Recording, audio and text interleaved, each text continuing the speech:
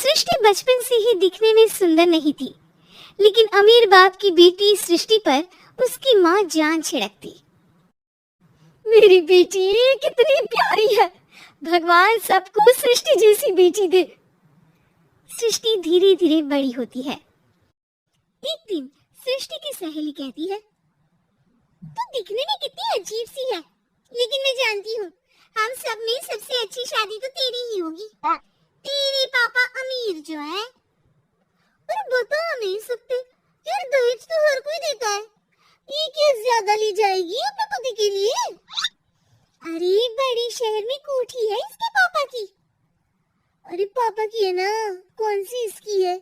इसकी होती तब तो कोई भी लड़का इससे शादी कर लेता। अरे पापा की मतलब पापा की है तो मेरी ही है ना? किसने कहा? अब तेरी तो तब होगी ना जब तेरा भाई ना हो। वैसे भी शादी के बाद सारी प्रॉपर्टी भाई के नाम होती है। सृष्टि समझ जाती है कि उसे किसी भी हालत में माँ बाप की सारी प्रॉपर्टी को अपने नाम करना है, लेकिन कैसे? एक दिन सृष्टि का भाई शीनू कहता है, बहन क्या कर रही है? तुझसे एक बात करनी है। अरे हाँ हाँ करना, मैं तो तेरी बहन हूँ। बहन मेरी लाइफ में ना एक लड़की है, बहुत अच्छी है। मैं सोच रहा हूँ माँ और पापा से बात करूँ शादी के लिए। सृष्टि को समझ में आ जाता है कि भाई की शादी होती ही भाभी उसे एक दिन भी घर में बर्दाश्त नहीं करेगी। क्या बात है भाई, बताना कौन है वो? यार वो बहुत अच्छी लड़की है, पढ़ी लिखी है, मेरे साथ जॉब भी करती है, बस एक प्रॉब्लम है। प्रॉब्लम? क्या प्रॉब्लम है भाई? यार वो शादीशुदा है, लेकिन उसके पति ने उसे सिर्फ इसलिए छोड़ दिया क्योंकि उसके माँ बाप दहेज नहीं दे पाए। सृष्टि ये सुनकर न जाने क्यों खुश हो जाती है। अरे भाई तो क्या हुआ, लड़की तुझे तो पसंद है ना? शीनू को लगता है कि बहन उसे समझ रही है। वो इस बात से अनजान होता है कि उसकी बहन की मंशा पूरा घर हड़पने की है। सृष्टि अपनी माँ से कहती है, मम्मी मुझे तो बहुत चिंता है, पता है शीनू क्या कर रहा है? अरे क्या कर रहा है? वो तो काम पर जाता है और वापस घर आता है। नहीं ना माँ, वो यही तो नहीं कर रहा, बाकी सब कर रहा है। आपको पता है उससे प्यार है, और वो भी एक शादीशुदा लड़की से। ये क्या हो गया? मैं सोसाइटी में क्या मुंह दिखाऊंगी? अरे तेरे पापा तो यही कहेंगे कि मैंने ही उसे बिगाड़ दिया है। माँ देखो मेरी बात मानो, पापा पर भी विश्वास करने की जरूरत नहीं है। अब आप ही बताओ, पापा इतनी देर घर के बाहर रहते हैं क्यों? बोलो। अरे बेटा वो तो नौकरी करते हैं ना। तू बहुत भूली है माँ, पापा का ऑफिस तो 7 बजे खत्म हो जाता है, लेकिन देखो कितनी देर से आते हैं। अरे नहीं नहीं बेटा, ऐसी कोई बात नहीं है। सृष्टि माँ को एक औरत से बात करते पिता की फोटो दिखाती है। देखो माँ कैसे है पापा, मैं ना कहती थी कि पापा सही नहीं है। मैं तेरे पापा से बात करूंगी, दे फोटो मुझे। ओ माँ वो तो डिलीट हो गई।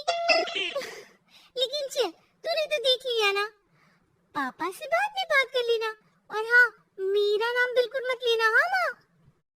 अब क्या था, सृष्टि की माँ और पिता के बीच झगड़ा होना शुरू हो जाता है। सृष्टि के मन में क्या चल रहा था कोई नहीं जानता था। एक दिन, माँ सृष्टि के लिए एक लड़का देखा है, वो लोग शाम को उसे देखने आने वाले हैं। और हाँ माँ एक खुशखबरी, मैं और पापा मिलकर एक नया बिजनेस ट्राई कर रहे हैं। शाम को लड़का आता है, सांवले रंग का। सृष्टि को तो बिल्कुल भी पसंद नहीं आता। लड़की की माँ कहती है, लड़की का चेहरा तो कोई खास नहीं, लेकिन अगर मेरी बेटी को आप लोग सेटल कर दे तो मैं उसकी शादी आपकी बेटी से करवा दूं। सृष्टि को लड़का बिल्कुल पसंद नहीं था, उसे भाई पर गुस्सा आ जाता है।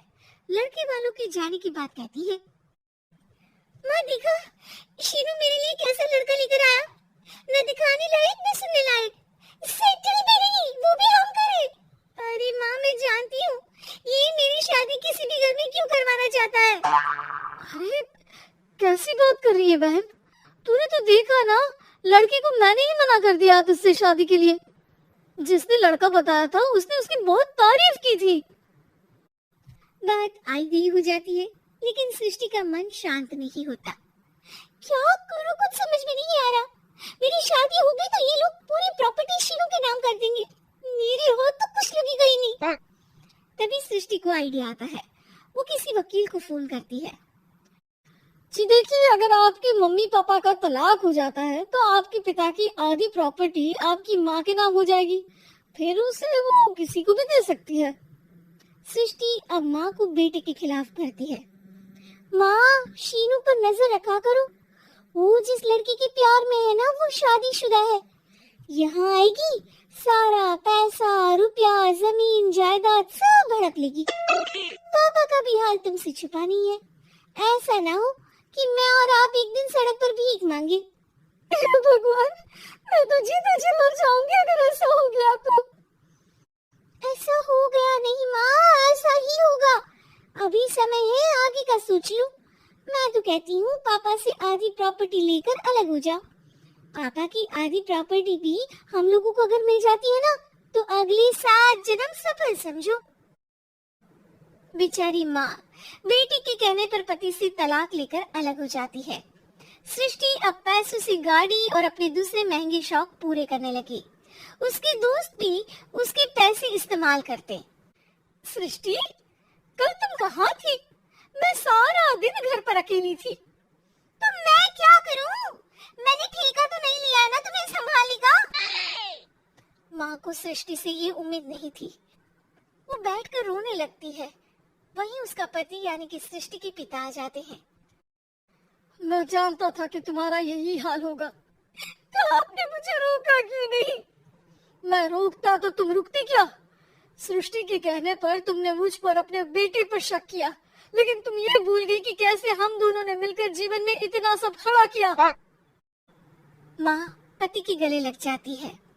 मुझे माफ कर दीजिए, मैंने आपकी कमाई का एक बड़ा हिस्सा गवा दिया। कोई बात नहीं, तुम साथ हो तो मैं ऐसी 7 प्रॉपर्टी खड़ी कर दूंगा। तभी वहाँ सृष्टि आ जाती है रोते हुए।